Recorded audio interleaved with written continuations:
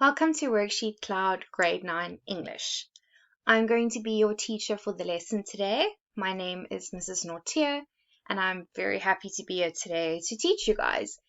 I hope that you learn from this lesson. We are going through some quite difficult concepts, but I think it's all concepts that you've definitely worked through before. So this will be a great revision tool for you guys before getting back to school. Alright, so just some admin out the way.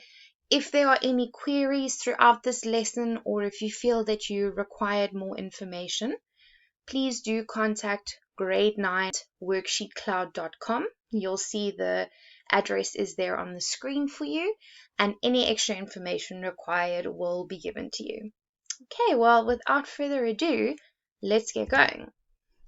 So as I said, we are going to be looking at a fairly complicated section in English.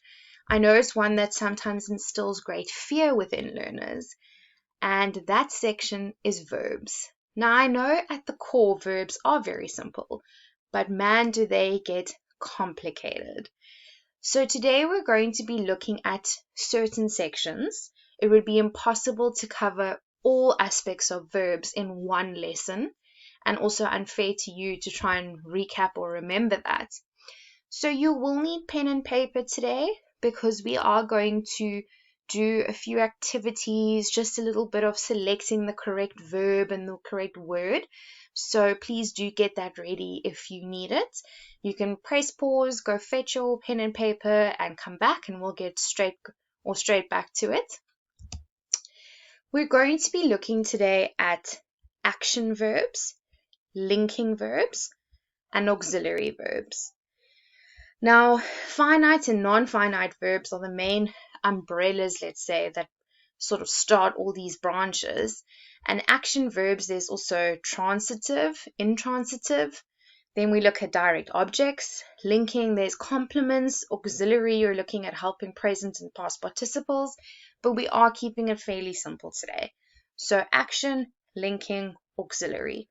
It's always better to understand the foundations before you start trying to get through to the really complicated sections. We are going to take it a little bit further. I have mentioned this as a bit of a parts of speech series that we've been doing. We've done nouns and pronouns, adjectives and adverbs. Today, verbs. And each time I would have said to you that we are doing a textual editing concept. So textual editing is when we take our parts of speech and we see how it translates into the written language of English and how not to make errors. So the Concord error deals with subject-verb agreement. Once we've recapped all these concepts, we'll come back to that. Alright, so we're going to do a quick intro to verbs video. This concentrates on action verbs, really, I think the most basic form of the verb and just in identifying. So let's watch this quick video. Hello, grammarians. Today I'd like to introduce you to the verb, which is another part of speech. But I suppose the most fruitful place for us to begin is by asking, what is a verb? A verb is a part of speech that has a bunch of different functions, but one of its most important functions is that it can express or show action. Verbs can show action. In order to demonstrate this, I have brought along a little cartoon bear, and I'm going to use this bear in several sentences, each of which will contain a verb, because all sentences contain verbs.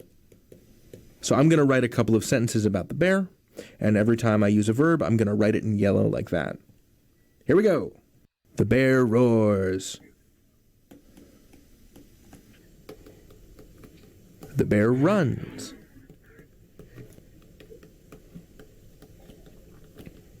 The bear sleeps. Now, each one of these words in yellow is a verb. Each one of them is an action, and this is the first thing that verbs can do. Verbs can show action in sentences, and in fact, all sentences must contain verbs. You can learn anything, David out. Right, so there that video was very, very quick and simple, giving us a couple of action verbs about the bear. Runs, sleeps, eats, all of these are actions that you do. So what I would like you to do for me now is to look at the 5 sentences on your screen. I would like you to identify what the action verbs are in each sentence. Write them down, just the verb, the word, and then we'll have a look and see if you were able to identify correctly. You may pause, do the activity, and then we'll do the answers. Okay, so I hope that you were able to identify all these actions. Kevin ran all the way home. The cat jumped onto the fence. Sarah listened. Mark wrote. Mr. Johnson drove. Now, all of those are actions. You can physically do them. Write, listen, jump, run, drive. Those are all actions that you do. Also note, all of these were in past tense. So the verb is also very closely connected to tense. Okay, so action verbs, you can stand up and do them, and very closely connected to tense. As I said, I always think action verbs are definitely the easiest at the core of parts of speech. Okay, now we're looking at people do struggle with this.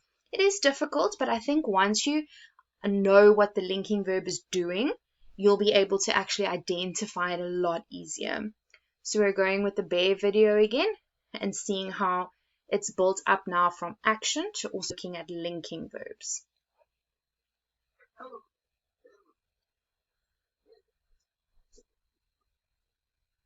Hello, grammarians. Today we're talking about verbs and bears. So we had previously established at least one thing about the verb, and that was that it can show actions. But today I'd like to introduce the idea that the verb can link ideas to one another. And in fact, we have this whole class of verbs that we call linking verbs. Or if you want to call it something fancier, we call that state of being verbs. These linking verbs include all forms of the verb to be, which I have handily written out for you. So I am, he is, we are, be nice, they were being, they have been, he was, we were. Now we use a linking verb when we want to connect one idea to another. So what I'm going to do is I'm going to divide the screen in half between the action side and the state of being side, just to show you what I mean. So we use action verbs to show what something does, whereas we use state of being verbs to show what something is. So let's bring it back to this bear. Let's think of an action for this bear to do. What is a bear-like thing to do? The bear eats a fish. That's an action. That's something the bear is doing. The bear is hungry, however, is not something that the bear is doing, it's something that the bear is. So what is doing here is connecting the word hungry to the word bear. It's linking it. Some verbs can be used both ways. They can be used both as actions and as linking verbs, and I'll show you an example of that. You could say, the bear looked at me, which is to say the bear is doing a thing, looking at something, namely me. But we could also say, using the same verb, the bear looked lonely. Now, in this case, this is describing how the bear looks, what the bear looks like. This looking is not something the bear is doing, it is how the bear appears to a viewer. So, looked is connecting lonely to bear. It is linking lonely to bear. It is a linking verb. By the same token, we could say, for an action, the bear smells a person. What is it smelling? A person. But we could also say, the bear smells like cinnamon, which I grant you is pretty unlikely. Don't go smelling bears. But what smells is doing here is connecting the idea of cinnamon to the bear. The bear isn't smelling cinnamon, the bear smells like cinnamon. And that's the difference between a linking verb and an action verb. As a linking verb shows what something is, an action verb shows what something does. So the bear is hungry, the bear looked lonely, the bear smells like cinnamon. These all reflect something about what the bear is, how it's being. You can learn anything. Okay, grade David 9. out. So there you saw that verbs can also link. If it's not an action, if you look at the sentence and you think, no, I can't see an action, then start looking for the linking verb. Is there maybe a word linking the subject of the sentence to a description? The bear is hungry. Hungry is describing the bear, so is linking. Now there are 5 sentences on the screen. Same thing as what we did just now. I'd like you to identify the linking verb in each sentence, and then again we'll mark. So press pause, identify what you need to, and then we'll start marking. Okay, so number 1, maths is my favorite subject. I hope it's wrong in its English, but that's our example. Also, just note the word favorite. This is a complete side note, but you'll see there it's spelled American spelling. We actually call that an Americanism because we say favorite or spell favorite OU, and the rest of the world does that too. So you'll notice often that words like favorite, behavior, color, we would add OU, not just the O. Okay, so maths is my favorite, is. Next one, am, because am is connecting there the age to the person. Okay, this now came straight from that bear example. Your dog smells awful. So the dog's not doing anything, but unfortunately it doesn't smell very nice. The students were tired after PE. I'm sure you can all relate to that. The baby seems cranky today. So you'll notice there are no actions being done in those sentences. There are rather descriptions given, and then we have a verb which nicely links it for us. So again, a linking verb. Okay, now we're going to look at helping, or we know them obviously as auxiliary verbs. And we're going to now look as well as to what those functions are.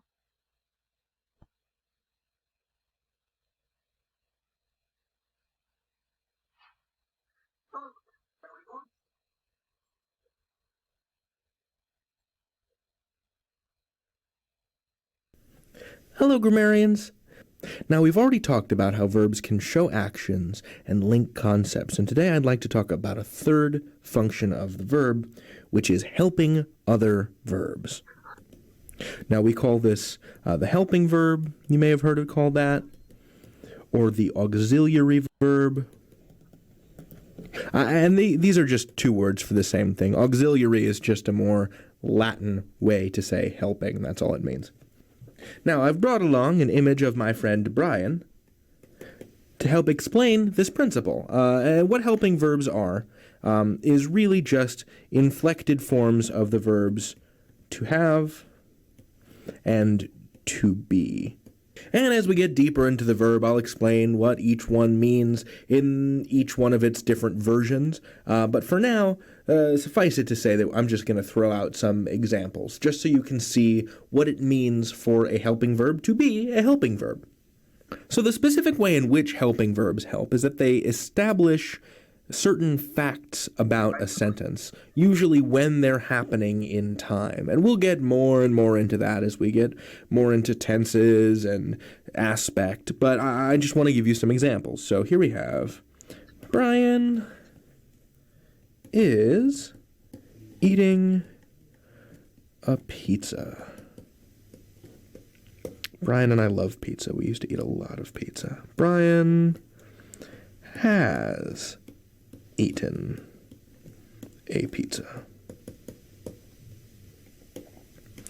Brian was eating a pizza. And finally, Brian had been eating a pizza. So the presence of all these helping verbs has different effects depending on which ones you use. And as I said, we'll get into those later, but just for a brief overview, for example, Let's see. Brian is eating a pizza. That suggests that it's going on now. Brian has eaten a pizza. That means he had done it. It's over in the past. Brian was eating a pizza, which means he was in the middle of eating a pizza when something happened. And finally, Brian had been eating a pizza. So he was doing it, and then he stopped at some point in time. And this is just the most basic introduction to helping verbs. So, verbs can show actions, verbs can link concepts, and verbs can help All other right, verbs. so now we see that You can there's learn also anything. auxiliary David verbs, out. which give tense, and they establish also the main verb in the sentence, mostly a participle, but like the video said, that's a whole different road to go down, and we're just sticking to some basics today. All right, so here's another activity. You will see that there are, again, sentences on the screen. This time there are options where you choose the correct auxiliary verb. So again, you are going to pause, select your answers, and then we'll see if you are on the right track.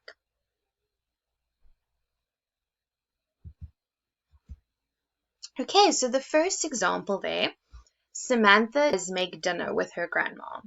Okay, we're not going to say Samantha is make dinner, am make dinner, are make dinner, she does make dinner. Okay, the friends are going to South Carolina, right? So are is helping going. Does your dad work in that building? Do you want to come to my house? Right, so just notice the two differences there in the auxiliary that's used. Mike doesn't like animals. I don't know why you wouldn't like animals. The poster is hanging on the wall. So is helping to set tense and clarifying hanging. Right, so auxiliary verbs, literally as they say, are helping verbs. So now you know a brief overview of what an action verb is. You know exactly what an auxiliary verb is. And I hope that that gives you a little bit more insight. Linking verbs then obviously also just gives you a little bit more variation of a different type of verb. Okay, now we're going to look at, like I said, taking it always that little level further into textual editing rules. So we're going to look at the era of Concord, which is subject-verb agreement. And you'll see this is used for writing and speaking, just to make sure that your sentence structure works and makes sense, and that your subject and your verb, they work together. They're in either or plural form.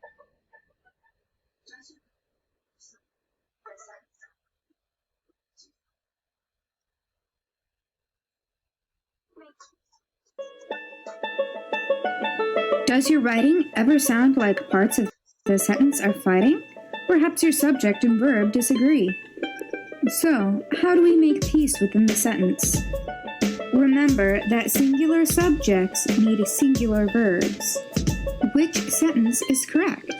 The box of blocks was scattered across the playroom, or the box of blocks were scattered across the playroom. Well, you are tripping over a mess of blocks that came from only one box. Pro tip: disregard the prepositional phrase of blocks that comes after the subject, box. Give the sentence a singular verb. Your subject and verb now agree. You've nailed the basics now, but here's one of the tricky situations. Businesses, organizations, groups, teams, etc. may involve a lot of people, but they are singular entities, so they take singular verbs. Wrong. The University of Texas published their honor code years ago. Right. The University of Texas published its honor code years ago.